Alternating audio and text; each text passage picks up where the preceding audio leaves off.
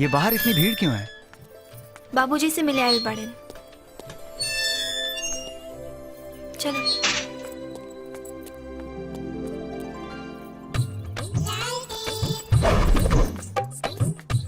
बकरिया गाभे न है बियाइल का। What बकरिया? What nonsense? ये एकर स्टाइल ह। स्टाइल है? माई रे। कौन है ये? ये हमने के घर के नौकर ह, लालटेन। लालटेन, कमाल का नमूना है यार तुम्हारे घर का लालटेन। छोटकी मलकिनी आ गई, छोटकी मलकिनी आ गई, छोटकी मलकिनी आ गई। अब ये कौन है? ये हमरा घर के दोसर नौकर, चुटपुट। ओह, चल उठ। अब ये इसे क्या हो गया? इनका टेक्निकल प्रॉब्लम है, अभी ठीक कर देता नी। वो कहा है ना कि रवलो के आवे के खबर सौंसे खानदान में पहुंचावे के चक्कर में हमार साथ अटक गई और हम रपट गई नी। छुटकी मलकिनी अतना स्मार्ट पुली कहाँ से?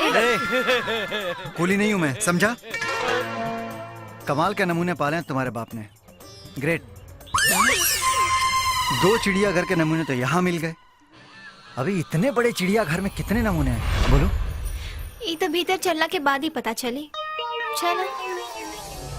छुटकी मलकिनी आ गई, छुटकी मलकिनी। दादाजी, बाबूजी, छुटकी मलकिनी आ गई। इके बा।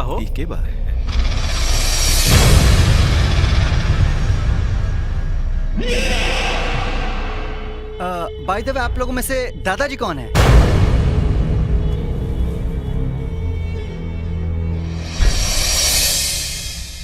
उम्र देख के नहीं के बुझात। हम हैं। हो, आप दादाजी हैं? प्रणाम। अरे जीते रहा, हो गेल। अरे दादाजी के ना पहचानलस त कहा भइल? हम संजना के बाबूजी हैं।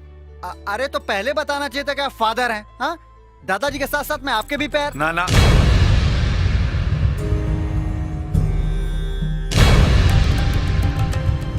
हमरा गैर लोगन से पाँव छुआवे के कोनो शौक नहीं के।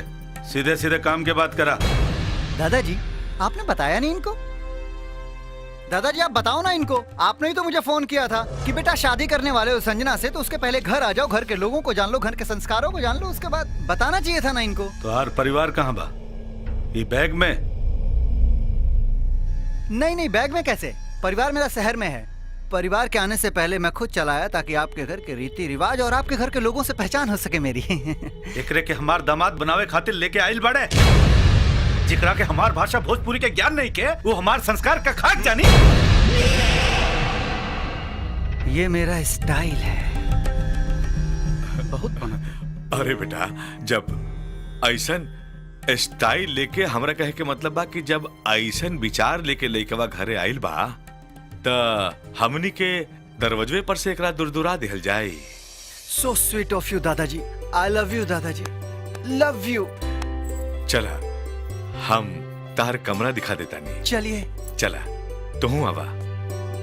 मिलते हैं। अरे बाय बाय।